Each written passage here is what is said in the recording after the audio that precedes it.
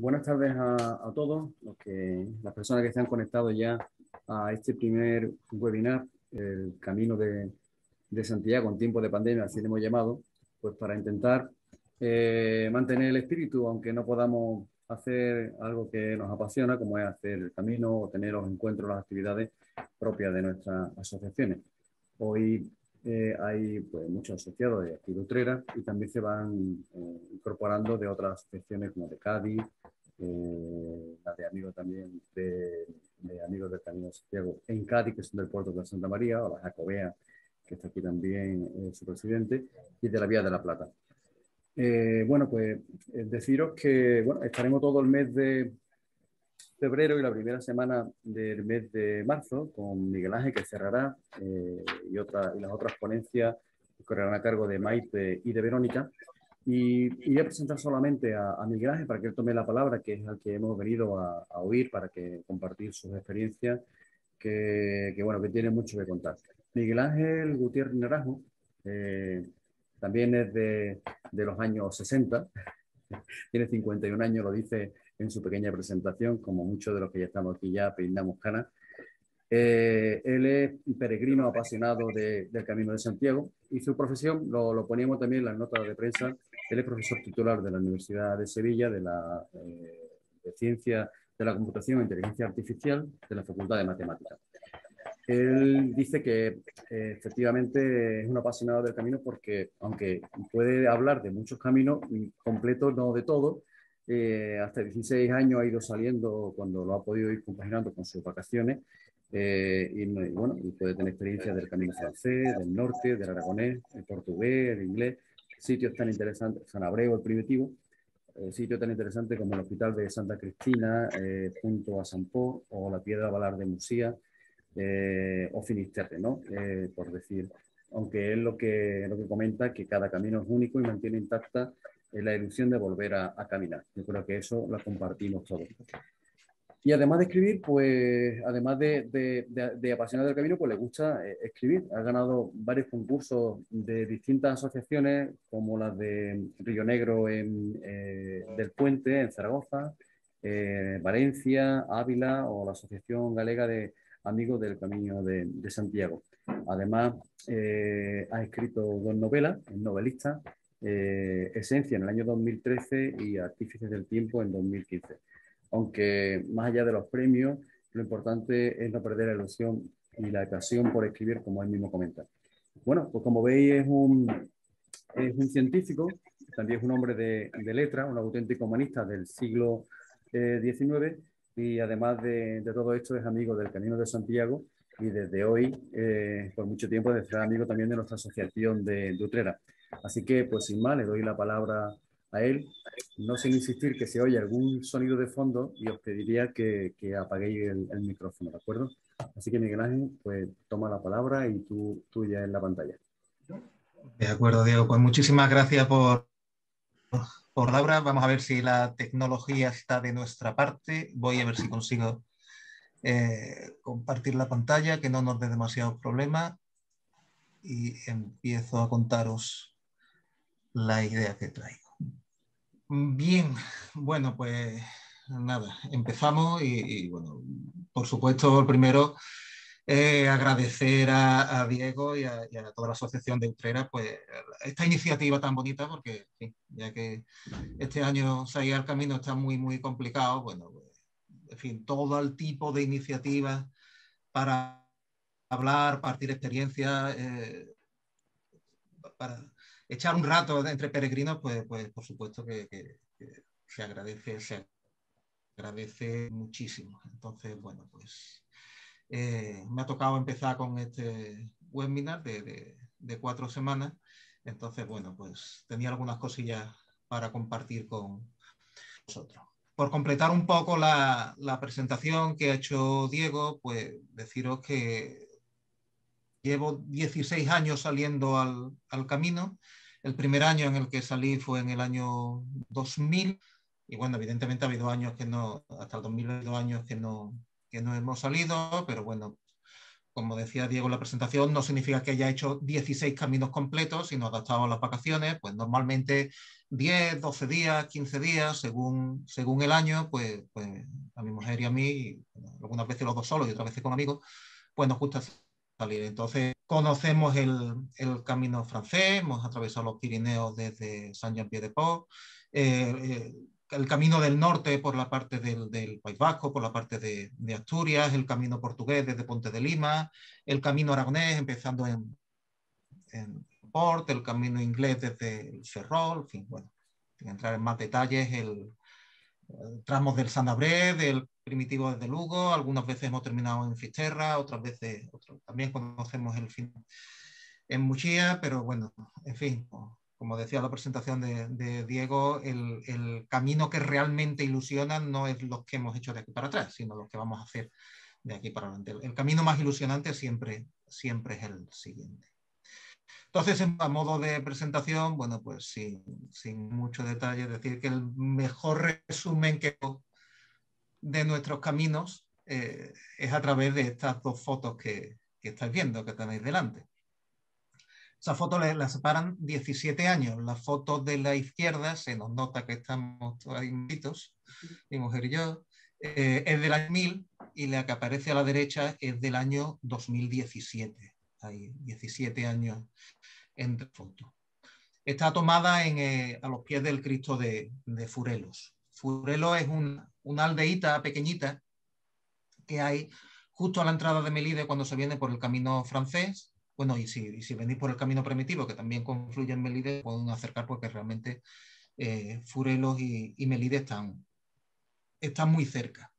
Y bueno, como veis, pues, en fin, nosotros tenemos un cariño especial hacia la sensibilidad que tuvo el artista para representar esta imagen de Cristo, que está colgado de la cruz solamente con una mano y la otra mano pues la tiene tendida al peregrino. Entonces, bueno, pues son de estas pequeñas joyas, de estas pequeñas maravillas que tiene el camino y que, bueno, pues os recomiendo que si tenéis la oportunidad de visitarla, pues os acerquéis a Furelos, porque, bueno, Melide es muy famosa por muchas cosas, ¿no? Es decir, Melide está el cruceiro más antiguo de Galicia, que posiblemente sea del siglo XIV, y bueno, Melide también es uno de los sitios de Galicia para comer pulpo, así que os recomiendo encarecidamente que paséis por ahí. No quería abundar mucho en la historia de los caminos, porque, como digo, el realmente ilusionante es el siguiente. Entonces, cuando Diego me propuso participar en esta serie de charlas sobre el camino de Santiago en tiempos de pandemia, pues uno empieza a darle vueltas, dice, bueno, ¿y de qué hablo? ¿De cómo se enfoca la charla? Entonces hay muchos aspectos. Afortunadamente el camino es poliédrico, se puede abordar desde muchísimos puntos de vista y muchos de ellos son maravillosos. Es decir, si os gusta la historia, la situación sociopolítica que había en la península ibérica en los años octavo y noveno, tanto previos al descubrimiento del sepulcro como los años posteriores, pues la verdad que es absolutamente apasionante cómo se van fraguando las ideas y cómo se van engarzando esas ideas hasta bueno, pues la sepulcro y todo lo que vino después. Otro de los aspectos que son muy interesantes, bueno, pues, en fin, cómo entró Europa a través del Camino de Santiago, es decir, las órdenes de Cluny, la orden del Cister, cómo entró el románico, cómo entró en fin, no sé, muchas cosas. Hay otro tema, por ejemplo, que a mí me parece interesantísimo, ¿no? Y es la reinventio, ¿no? Como en 1879 los que ahora mismo están en la cripta de la Santiago, pues se encontraron en 1879, puede estar varios siglos desaparecidos. Otro de los temas que supongo que también lo abordarán otros de las conferenciantes son cómo ha transformado el camino, la vida del norte de España y, bueno, el movimiento de peregrinación finales del siglo XX, principios del siglo XXI. Es decir, hay muchos aspectos en que se puede abordar. Pero me apetecía hacerlo de un punto de vista diferente. y es hablar de los relatos asociados al camino, porque me parece un tema muy, muy interesante en estos tiempos de pandemia. Ahora mismo los senderos están vacíos, ahora no hay peregrinos, no hay nadie que esté caminando por el Camino de Santiago. Sin embargo, el Camino de Santiago sigue vivo porque el Camino de Santiago es muchísimo más que unas trochas, que un sendero, que unas calles que van atravesando. Y ese patrimonio inmaterial que construye y que transforma caminos son los relatos de los peregrinos, tanto de peregrinos famosos que hayan pasado la historia o que hayan escrito libros, como de la experiencia íntima y personal que transmite uno cuando vuelve a su lugar de origen y sus experiencias. Y esos relatos, grandes y pequeños, son precisamente los que transforman y los que crean caminos, más allá de lo que puedan ser las piedras frías, que sin peregrinos pues no son nada. En fin, por intentar meternos un poco en faena, os traía algunos ejemplos que seguro que os suenan. El primero de todo es el Codex Calixtino, evidentemente. Sabéis que ahora, bueno, pues la autoría de Améric Picot se está poniendo un poco en entredicho sobre si realmente lo redactó Américo II. También se está poniendo en entredicho en las últimas investigaciones sobre si realmente Calixto II tiene algo que ver con el Codex Calixtino, aunque parece que eso está cada vez está más claro que Calixto II no fue el que ordenó la elaboración del códice. En fin, como tenéis ahí en la transparencia, el Codex Calixtino se escribió entre los años 1140 y 1181. Sin embargo, el Papa Calixto II murió en 1124, con lo cual parece difícil que cuando se empezó la redacción en 1140, pues realmente fuera cumpliendo un mandato de Calixto. Es decir, ni se conoce la autoría ni se sabe realmente si fue Calixto II tuvo algo que ver.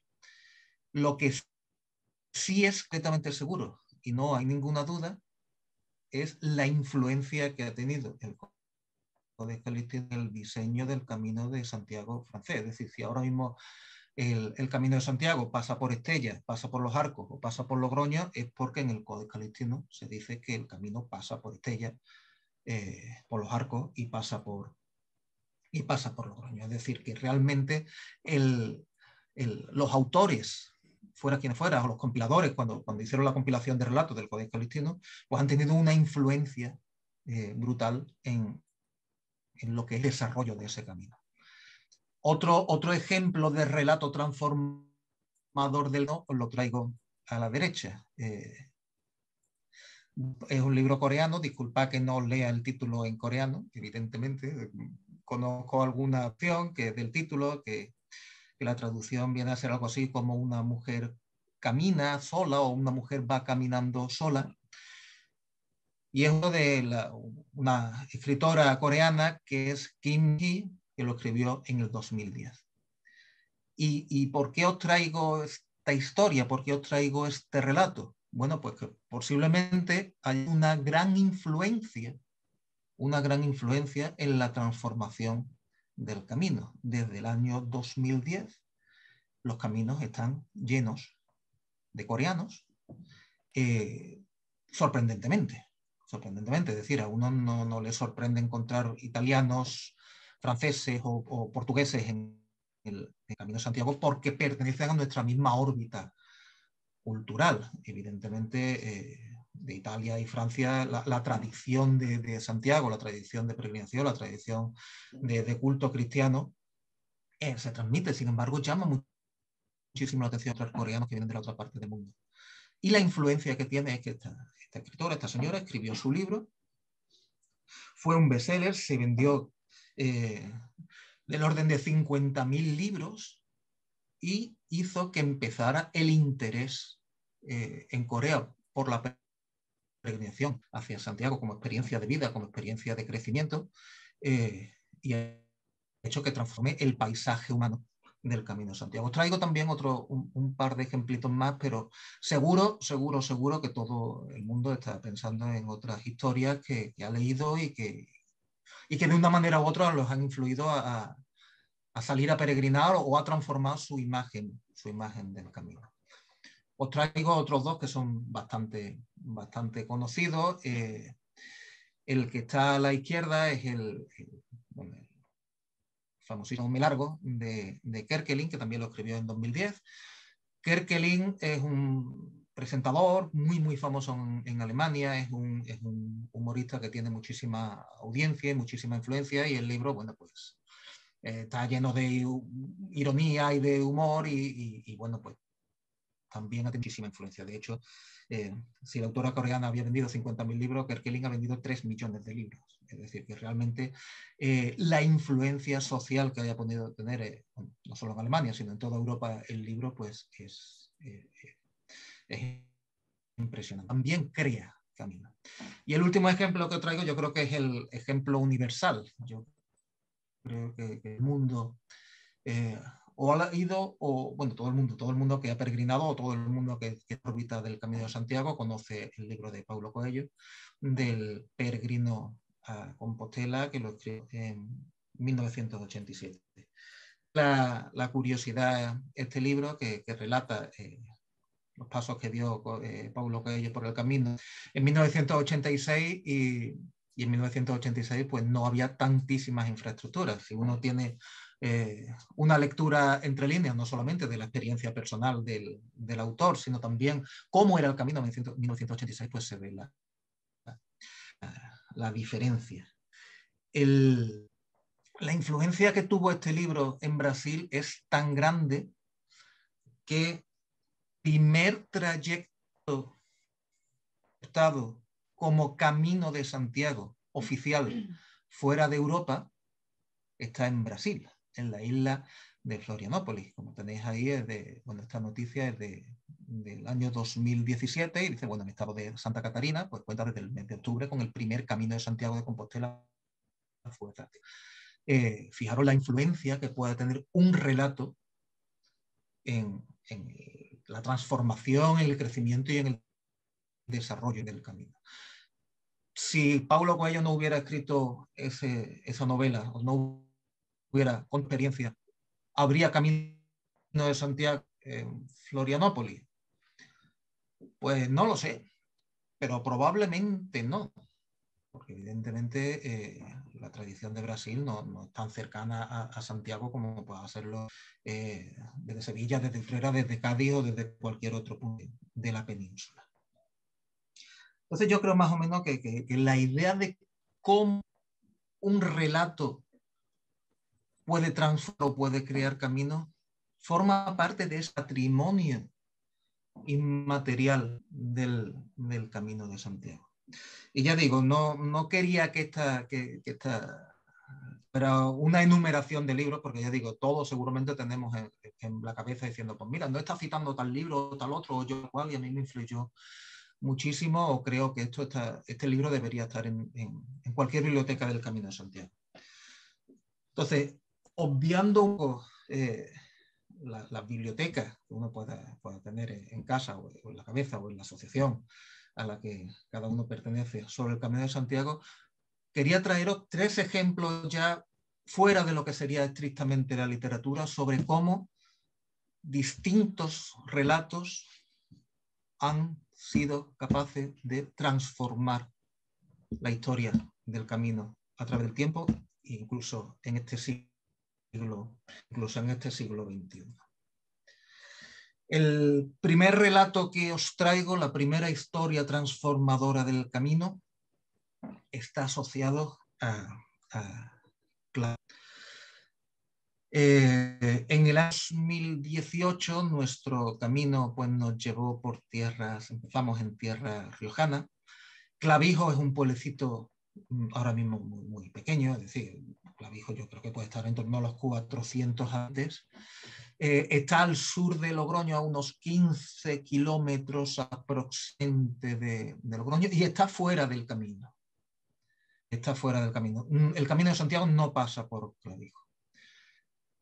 Pero nosotros teníamos la ilusión ese año de que nuestro camino empezara en Clavijo, y de hecho para nosotros nuestra primera jornada de camino de ese año fue hacer como peregrino Clavijo Logroño. Teníamos un sello, creo que fue, no recuerdo bien, se fue en el ayuntamiento tal de Clavijo, y para nosotros es el sello inicial en ese año. Aprovecho el inciso para decir que, bueno, pues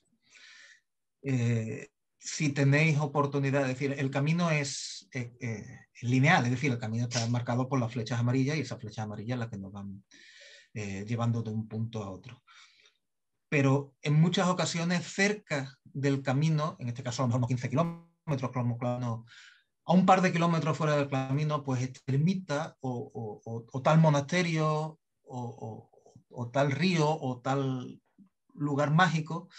Y mi recomendación es que hagáis el camino lo más lento que podáis. Es decir, que si tenéis la que decidir entre seguir andando rápido porque tengo que ir y porque tengo que llegar pronto, o voy a hacer un desvío a ver una ermita o a ver un monasterio, lo que ilumine mi camino este año, pues mi recomendación es que hagáis ese camino ancho y os acerquéis a vivir esa experiencia, aunque tengáis que despegaros un poco de esas flechas amarillas. Y esto es lo que ocurría en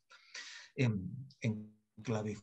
Ahora mismo en Clavijo hay, además del pueblo, que ya digo, es un pueblo que es muy, muy pequeñito, pues lo que queda es un trozo de lienzo de muralla, que ahí lo tenéis, y una cruz de Santiago. Ahí está mi mujer mirando la planicie que se ve desde ahí arriba. ¿Y por qué Clavijo es importante en este relato que os estoy contando?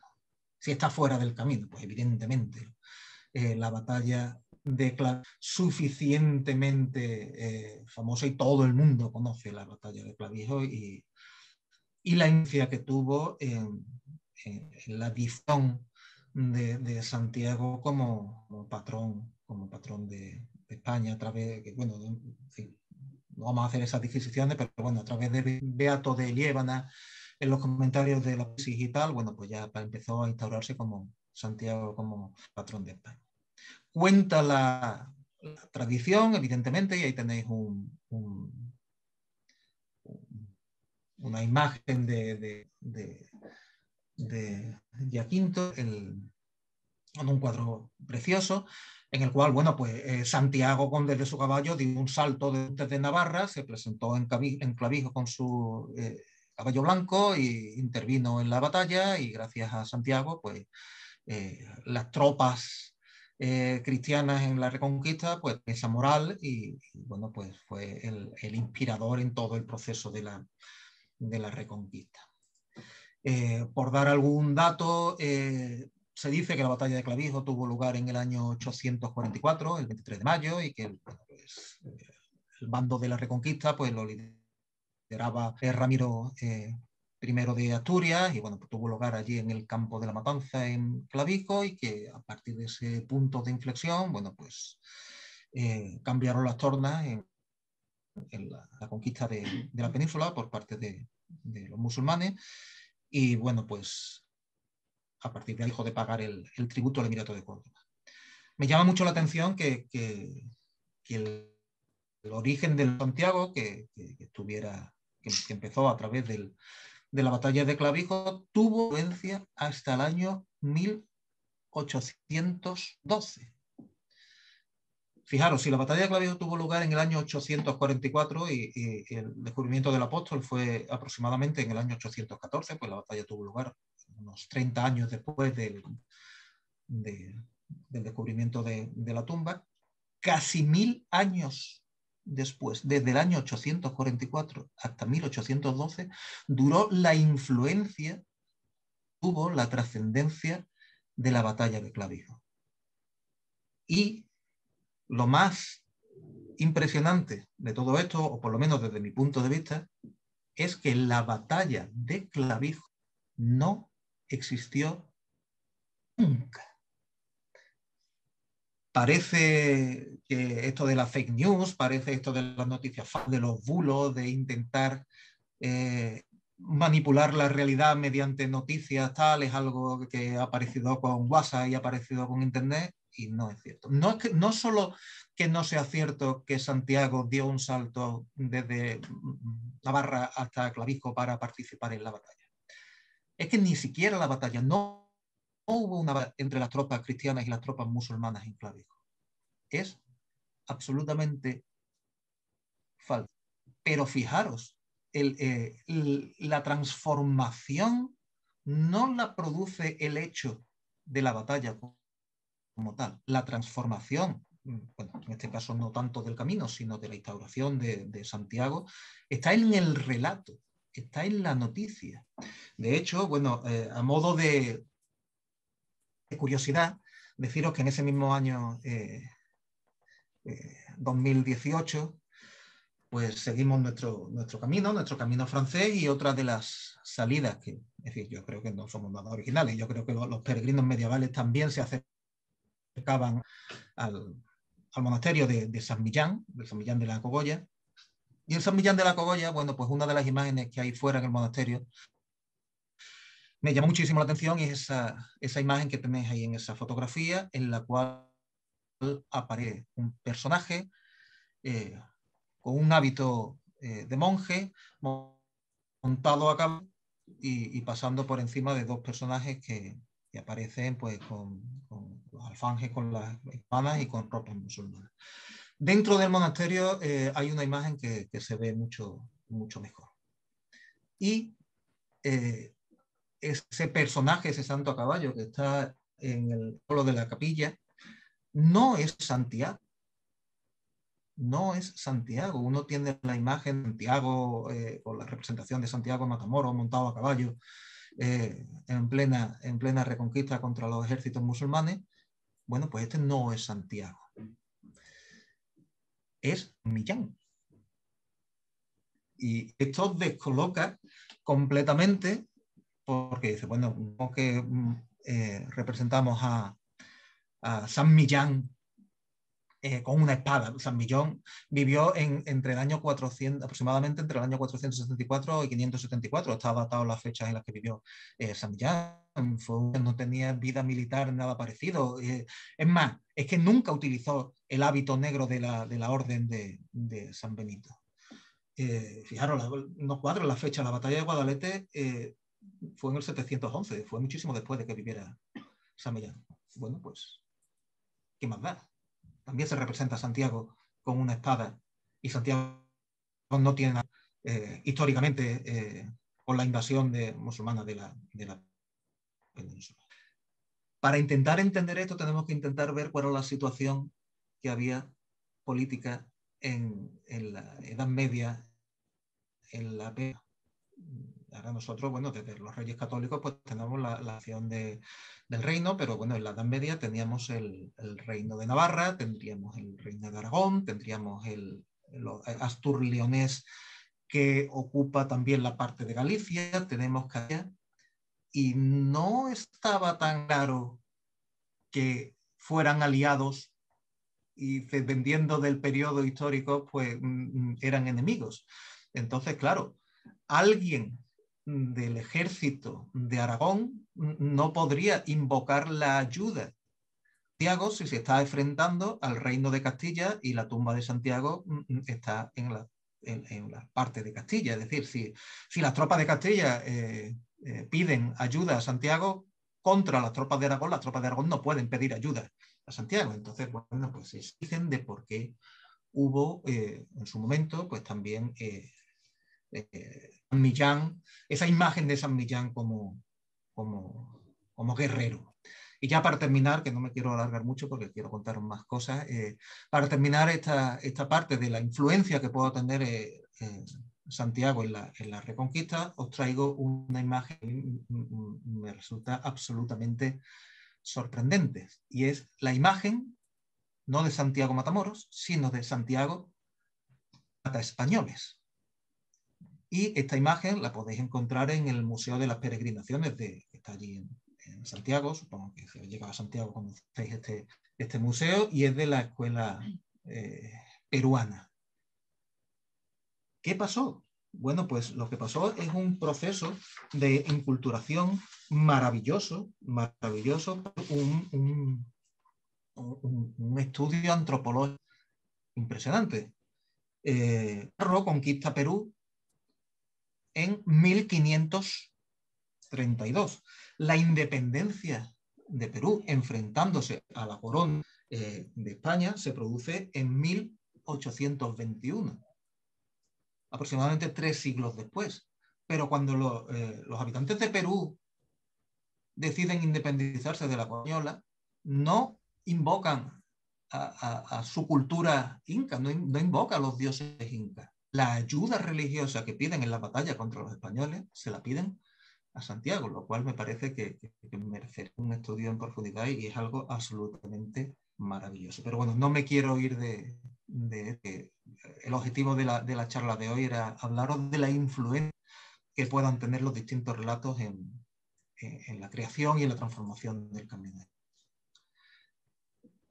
El segundo ejemplo que os traigo también me resulta maravilloso, me resulta muy curioso, el ejemplo del Wagner. ¿Qué es el Wagner? Bueno, pues el Wagner es una figura monstruosa que quizás entronque en Galicia con la tradición de hombres lobos o de bestias salvajes incontrolables con una inteligencia humana o casi humana, y la leyenda lo sitúa, bueno, pues en Galicia, cuando uno llega a Santiago y sigue su camino hacia la puesta de sol y sigue su camino hacia donde el sol muere, el camino llega un momento que se bifurca entre si quieres continuar hacia Muxía o si quieres continuar hacia Fisterra. Bueno, pues en el camino que va hacia Muxía, os pongo el mapa. Bueno, pues prácticamente el último pueblo, porque está aproximadamente unos 20 y tantos kilómetros de Muxía, es Dumbría.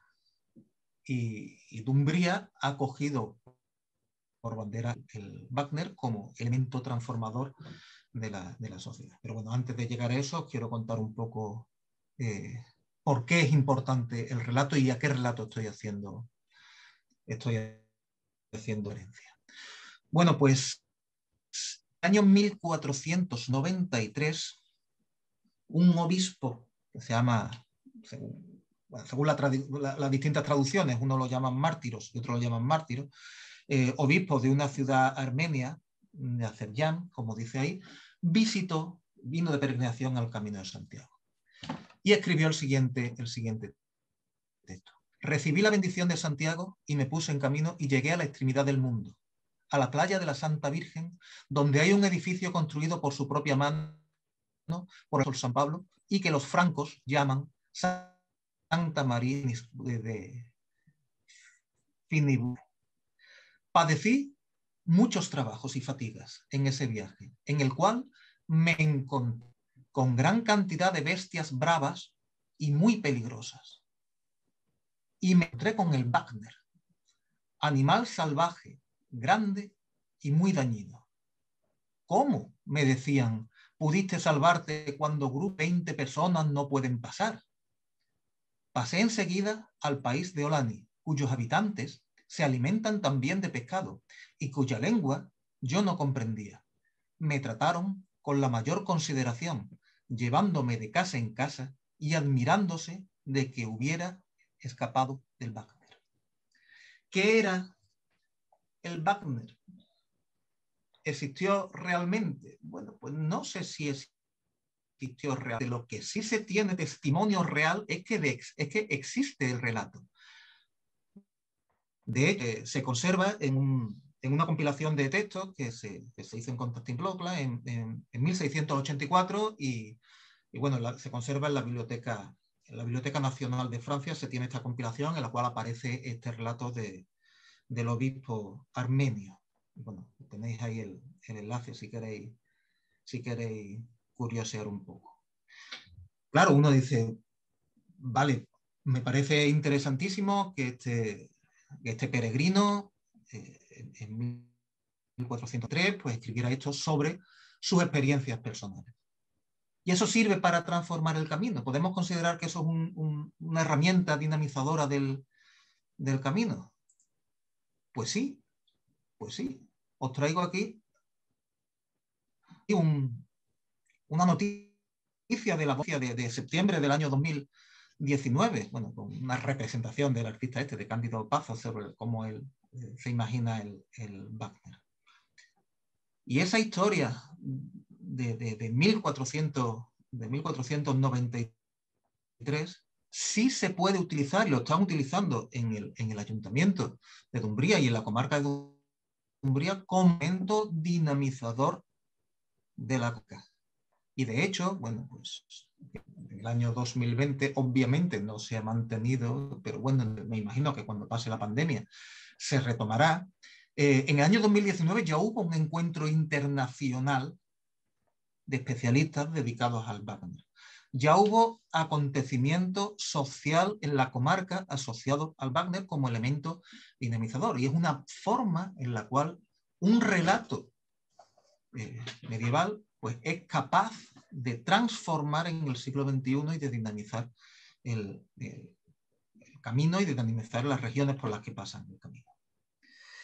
Y bueno, para no hacer esto demasiado largo, pasamos al último relato que os traigo hoy, para que luego, bueno, pues tengamos nuestro rato para compartir y para debatir, y es sobre el monasterio de San Antón. El monasterio de San Antón está en el camino francés entre Ontanas y Castrogerí. Está a unos 3 kilómetros aproximadamente antes de llegar a Castrogerí, y ahora mismo, bueno, pues es uno de los lugares mágicos y maravillosos de esta parte del camino, y el camino pues atraviesa ese arco. Tenéis aquí a mi mujer, y bueno, pues se ve como todavía se mantiene la ruina del monasterio, y se ve ese arco. Ahora mismo hay un pequeño albergue, con lo cual, bueno, pues es posible pasar la noche allí en estas ruinas del monasterio de San Antón. Y para entender la importancia que tuvo el monasterio de San Antón, os tengo que contar un poco la tradición y el origen de los antonianos, ¿no? Resulta que a finales del siglo IX, bueno, pues unos caballeros franceses deciden ir a recuperar reliquias del cuerpo de San Antón, San Antonio Abad, que fue un eremita que vivió, bueno, pues en el Mediterráneo oriental, y traen a Francia las reliquias y la ponen bueno, a la ciudad esta que aparece aquí, de San Antoine de Viena. La llegada de las reliquias coincide con que hay una epidemia de fuego sagrado, o de una enfermedad terrible que se conoce como el Ignis Sacer. Bueno, pues resulta que evidentemente le afecta a gran parte de la población, y entre ellos, bueno, pues está el hijo de un noble, de Bayois, Girondo. El padre, bueno, pues un poco entronca en lo que es muchas de estas tradiciones relacionadas con reliquias. El padre dice ofrecer sus bienes si su hijo se curaba, y su hijo se curó, y bueno, pues cumplió su promesa y dedicó su fortuna a fundar una orden y un monasterio. Y bueno, con independencia de que el origen de por qué los antonianos están relacionados con la Tau, bueno, pues por el báculo de San Antón. Pero bueno, no quiero profundizar en ese tipo de detalles. Lo que nos importa a nosotros es que Alfonso VII fundó a la afuera de Castrogerí el hospital de San Antón junto al Camino de Santiago, y la finalidad que tenía ese monasterio era curar de esa enfermedad, de ese Ignis Sacer, que desde entonces se conoce como el fuego de San Antón. El fuego de San Antón es una enfermedad terrible que bueno, asoló a Europa durante muchísimo tiempo. Ahí traigo una imagen de un tríptico del Bosco, y bueno, pues una enfermedad que era realmente, bueno, empezaba con una quemazón aguda de las extremidades, y bueno, pues producía alucinaciones, producía convulsiones, vasoconstricción de las arterias, en los casos más graves producían necrosis de los tejidos, tanto como de las manos, de los brazos, y en muchos casos producía la muerte. Bueno, os traigo, podía traer muchísimas imágenes, pero bueno, algunas no son tan agradables como esta, y bueno, simplemente porque os hagáis una idea de la influencia que tenía esta enfermedad en la época medieval, es que, bueno, pues os traigo una imagen de un canecillo de la iglesia de Javilatre en Huesca, en la cual, bueno, pues es un demonio devorando un pie, y bueno, una representación simbólica del sufrimiento que tenían los peregrinos, que tenían aquellas personas que sufrían la enfermedad. ¿Qué es lo que ocurría? Bueno, pues llegaban estos peregrinos enfermos, llegaban de toda Europa, recorrían el Camino de Santiago, y cuando llegaban aquí a las afueras de Castrojeriz, los monjes antonianos pues hacían una serie de ceremonias para curar a estos enfermos. Esta imagen, ahora os la explico, yo pensaba que esa ceremonia pues, que realizan pues, consistían en sus rezos y en sus... Y cuando visitamos el monasterio, pues la hospitalera nos explicó que no era exactamente así. Evidentemente había rezos y había cantos, pero los monjes mutilaban y los monjes cercenaban los miembros que estaban para que el paciente viviera. Dentro de la ceremonia religiosa, pues el enfermo sacaba el brazo. A mi mujer no le gusta nada esa foto porque estoy sacando el brazo por el agujero que todavía existe en la ruina, para que desde fuera, o bueno, para que se le cortara la parte que estaba necrosada. Así que imaginaros lo que tenía que ser el paso por el monasterio de San Antón para los enfermos de esta manera. Y la cuestión es que funcionaba. Se curaban.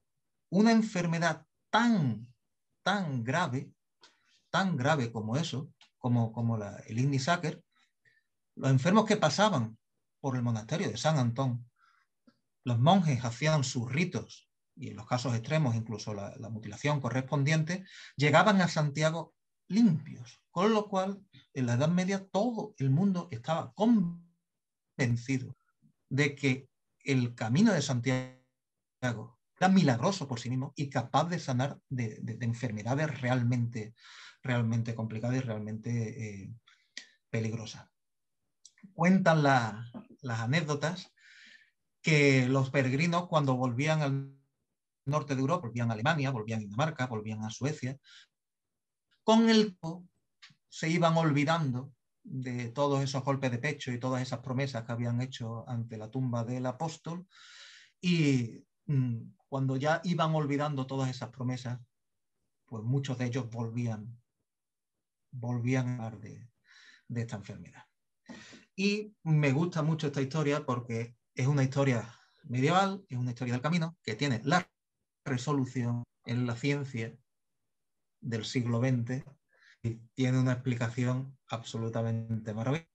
El fuego de San Antón es una que hoy, de manera contemporánea, se conoce como ergotismo, y está causado por la ingesta, por comer toxinas procedentes de hongos. En particular, el cornezuelo es un hongo que afecta centeno. En el norte de Europa, el feno almacenado para hacer el pan está contaminado, se contamina muy fácilmente con cornezuelo, y cuando se come durante mucho tiempo el pan de centeno infectado por cornezuelo, pues se enferma de ergotismo.